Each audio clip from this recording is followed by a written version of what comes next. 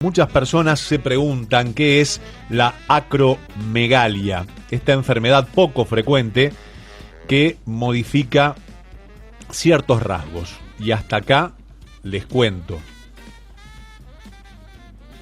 ¿Por qué? Y porque a mí me gustaría charlar con la gente que sabe y que lo explique. En este caso, la doctora Mirta Gitelman, que es coordinadora del sector de neuroendocrinología de la División de Endocrinología del Hospital General de Agudos Carlos Durán. Doctora, ¿cómo le va? Sebastián Shapiro lo saluda aquí en Duplex, en ¿Qué L2 tal, de Bahía Blanca. Sebastián? Gracias por Buenas atenderme, Mirta. tardes. ¿Todo bien? No, por favor, todo bien, todo bien.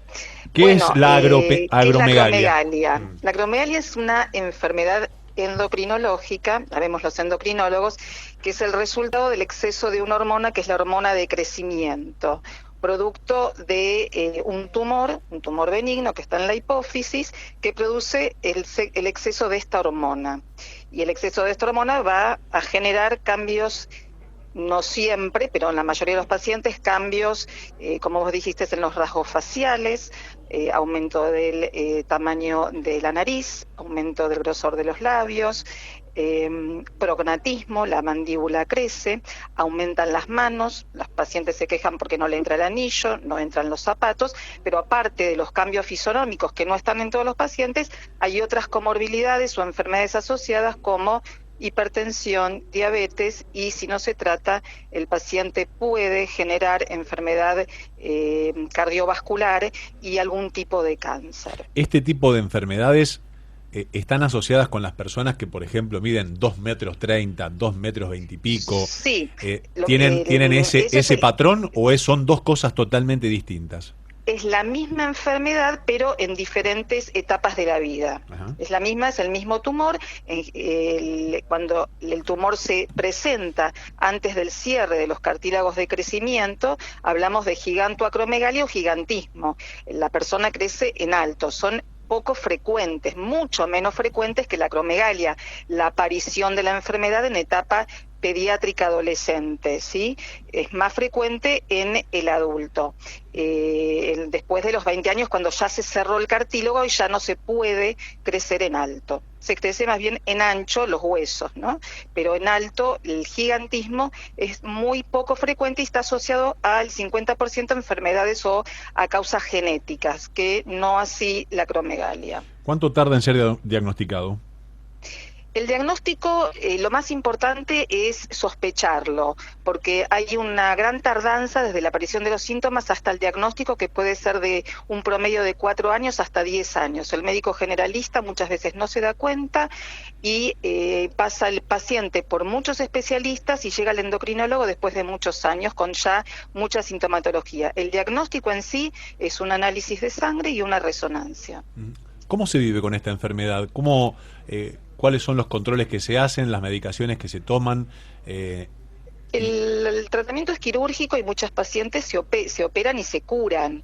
Cuando el tumor es pequeño se puede curar la enfermedad siempre y cuando el cirujano o el equipo quirúrgico tenga experiencia en la cirugía, que generalmente es por vía nasal, endoscópica nasal.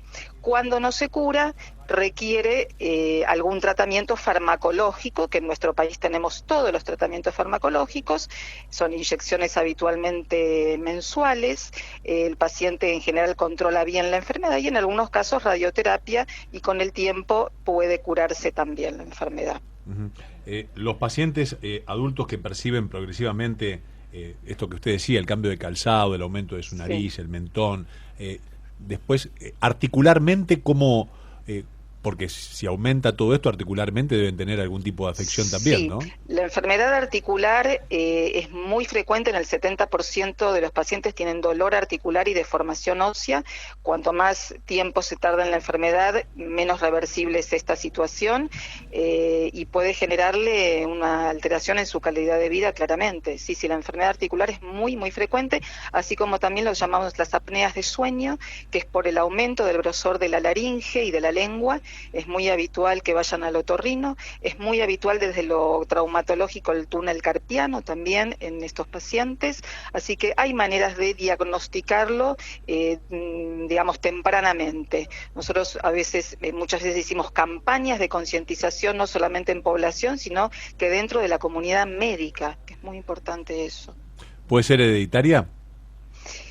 Sí, puede ser hereditaria. Hay dos situaciones: la endocrinopatía múltiple o MEN1, que se hereda no solamente la posibilidad de la enfermedad hipofisaria, sino que también de las paratiroides y de otros tipos de tumores, y hay otra enfermedad que es el FIPA, que se hereda la herencia de tener tumores hipofisarios. En general se ve más en gigantismo esta enfermedad, y se puede medir en sangre. En nuestro país, en el hospital italiano, se hace el estudio de estos genes. Doctora, le agradezco infinitamente que me haya atendido y que nos haya explicado. Sí, solo dígame. Agregar que existen en los últimos años tratamientos farmacológicos nuevos para aquellos pacientes que con las inyecciones habituales no lo logran. En el año 2017 se aprobó desde Barifarma una medicación que es el pasiriotide. Para algunos pacientes que no andaban bien con lo clásico, pueden controlar la enfermedad con estos nuevos tratamientos. Ahí está. Gracias por atenderme, doctora. No, por favor. Por favor, la doctora, la médica Mirta Gittelman, coordinadora del sector de neuroendocrinología de la División de Endocrinología del Hospital General de Agudos Carlos Durán, hablando sobre la acromegalia.